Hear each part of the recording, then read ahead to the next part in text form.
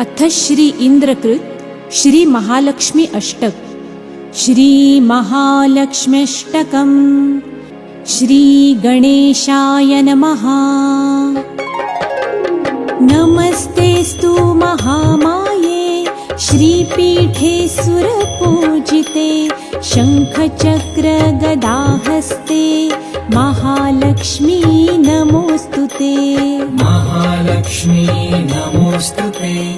महालक्ष्मी नमोस्तुते। महालक्ष्मी नमोस्तुते। महालक्ष्मी नमोस्तुते।